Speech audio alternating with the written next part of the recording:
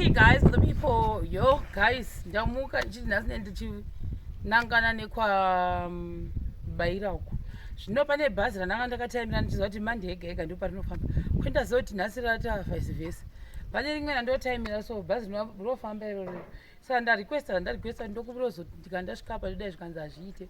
Ndikati ndakanditomboenda ngona na sekuru Beni ndozoenda mangwana. Because zvese hapachabuda. Saka apa pamukuona mashure ukoko. Mabricks esa mukuona. Ndoma bricks 10,000. Ada kuti aiswe panapa amukuona.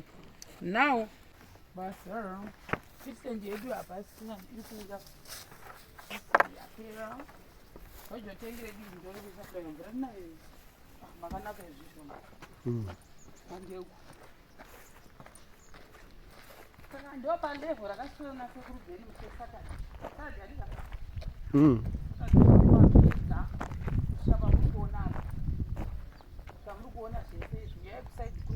So ana sekuru Beni so akasvika this level muswe Saturday.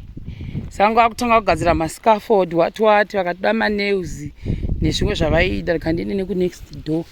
Timbinopinda tidi chikuratidza ndo zvayava ndo special foundation zvainenge yakaita izvi.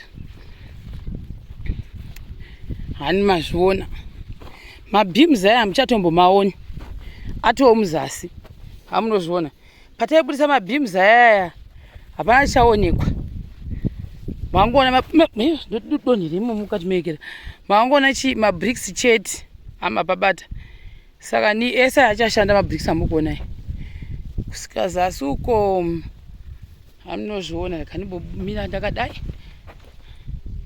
kaoneka stondido kedako yabuda hatizozvima sei vamwe panapa pana nasekuru Benzo vakajegera atapotawapotsa pakamirira kuti haufa vanhu vari kuuya iyo kuti havasi kuuya nemetiriva right handei toint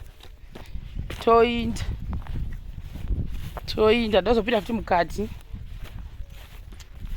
Epa ramuri kuona iro ndo DPC todai ndo zvamuri kuona izvo right. Yakuda kutanga kutogaka kaka nekupisa ikoko inondibhowa foni ndichairasha ini sekuru Beni ndichairasha topinda. So this is the lounge area iyo kitchen area yavo iri pano window achingona akuisa iko zvino. This is the bedroom pari kuya door frame panapa toya takadai toya kuno touya kunoku bathroom yacho yakatiwa design yakanaka. Apa ndofunga pane chitoilet apa touya toita main bedroom rineiri ndora muri kuona iri. Wow, ine tumahwindo twakanaka twawanda. Avo sekuru Benzo arapo vavatofinhukana vakagara vakati anombosvika magrosa ndekaitei. Samadhoframe eda kupinda it's 1 2 3 rekubedroom ino then iri nderema 1.2 aya mapivot awo what ndorinoya panapa. So guys, for the people ndizvo zvamuri kuona izvi kuno kuspecial foundation yedu iya hamunozviona mozviona ndo patiri apo.